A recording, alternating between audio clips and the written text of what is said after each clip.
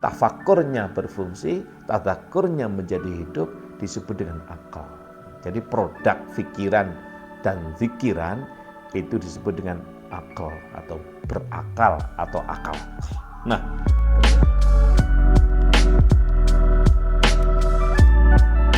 Assalamualaikum warahmatullahi wabarakatuh. Alhamdulillahi wa ba'd. Para pemirsa channel YouTube YMM Official dimanapun berada, semoga Tuhan yang Maha Kuasa, Allah Subhanahu wa Ta'ala, selalu melimpahkan kasih sayang, kemudahan segala urusan terhadap kita semuanya, melimpahkan kesehatan lahir dan batin, kesembuhan dari segala penyakit baik zahir maupun batin. Selamat berjumpa kembali dengan saya Yaimim, ngaji, filsafat, tasawuf dan thariqah. Pada kesempatan ini saya ingin menjelaskan terhadap satu permintaan dari teman agar dijelaskan ini tentang agama adalah untuk yang berakal sehat. Bagi yang tidak berakal sehat, tidak perlu beragama. Atau ada hadis yang sangat terkenal itu, ad-dinu huwal aqlu la dina liman la aqla lahu. Gini. Jadi untuk mengkaji dengan pendekatan filsafat, tasawuf dan juga thariqah itu memang sering kurang pas kalau kita hanya menggunakan satu pengertian atau pemahaman translating atau terjemah kata. Maka kita harus masuk pada makna atau maksud daripada teks itu. Dimulai dari begini, jadi agama dan akal sehat ya barangkali. Nah begini, karena sudah menjadi terminologi atau menjadi ucapan kita, akal itu ada dua, akal sehat dan tidak sehat. Sebenarnya akal itu sehat, jadi tidak ada akal yang tidak sehat. Berakal itu pasti sehat. Akal itu bahasa Arab akal. Nah, apa sebenarnya akal itu? Akal itu adalah pola atau hasil daripada proses berpikir dan berzikir. Berpikir itu pirantinya otak atau rasio, kemudian berzikir maksud saya pirantinya adalah hati. Nah, pikiran tafakur namanya, hati tadzakur disebutnya. Ketika ini berfungsi secara seimbang, maka disebut dengan akal. Nah, berarti akal atau menjadi bahasa kita berakal berarti pasti sehat itu. Kalau tidak sehat bukan berakal namanya. Jadi pikirannya hidup, hatinya berfungsi, atau pikirannya berfungsi, hatinya jadi hidup, tafakurnya berfungsi, tadzakurnya menjadi hidup, disebut dengan akal. Jadi produk pikiran dan zikiran itu disebut dengan akal atau berakal atau akal. Nah, kemudian kaitannya dengan ad-dinu huwal aqlu. Nah, sekarang din itu apa? Itu akal kan? Sekarang din. Din itu secara bahasa artinya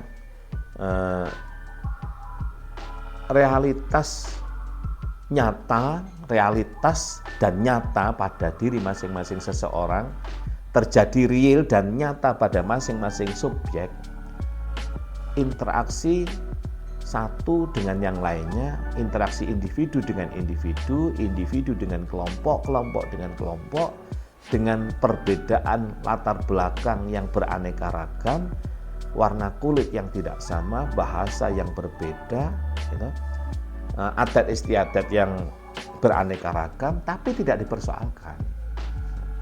Jadi perilaku saling menghormati, menghargai antar satu dengan yang lainnya yang dilakukan oleh orang baik secara individu maupun kelompok secara baik disebut dengan din.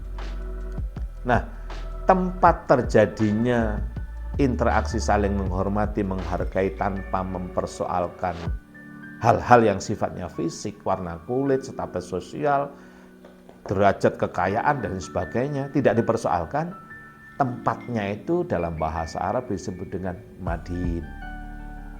Nah, benar-benar telah terjadi di tempat itu saling menghargai, menghormati antar individu dengan individu, antar kelompok dengan kelompok, individu dengan kelompok, kelompok dengan individu, dan seterusnya, ditambahi dengan tak marbutoh. Marbutannya ikat, mengikat. Marbut hanya mengikat. Namanya Madinah. Sehingga tempat yang sekarang terkenal dengan sebutan Madinah di Saudi itu, dulu namanya bukan Madinah terkenalnya, namanya Yathrib. Ya, Saraba. Yathrib. Kenapa? Oleh karena tempat itu yang menempati pertama kali, yang menemukannya adalah bernama Yathrib bin Amr bin Lauh bin Syam bin Nuh. Inilah yang menempati pertama. Inilah orang yang menemukan dan menempati pertama tempat itu. Dari Pak Yathrib ini maka berdatanglah berbagai orang dengan latar belakang suku yang berbeda-beda, budaya yang tidak sama, warna kulit yang beraneka ragam, bahasa yang digunakan pun bermacam-macam. Agama kepercayaan pun juga tidak hanya satu, tapi banyak. Nah, tapi tidak dipersoalkan. Mereka tetap mengadakan interaksi timbal balik secara kebaikan untuk meraih satu kebutuhan hidup, baik itu ekonomi maupun yang lainnya. Nah, interaksi semacam ini disebut dengan Madin, ya, atau Madinah. Maka tempat ini jauh sebelum Nabi pindah di tempat itu, ketika Nabi masih sebelum hijrah berdomisili di Makkah Al-Mukarramah, maka tempat ini sudah ada Madinah. Yathrib ini sudah ada kegiatan yang bersifat din atau Madinah. Nah, baru setelah Nabi hadir di situ, Nabi menambahkan dengan Al-Munawwarah, sehingga Madinah Al-Munawwarah. Inilah yang membedakan antara pengikut Nabi dan bukan. Kalau pengikut Nabi, mereka menghormati, menghargai orang lain, kelompok lain, agama lain, kepercayaan lain, tanpa mempersoalkannya, mereka tetap baik. Itu oleh karena Munawwarah, atau mengikuti ajaran Nur Risalah Rasulullah SAW, mengikuti ajaran keterpujian Nabi Agung Muhammad SAW. Sehingga keadaan atau fenomena zahirnya antara pengikut Nabi dengan yang lainnya, cara berpakaiannya, cara berbicaranya, sholah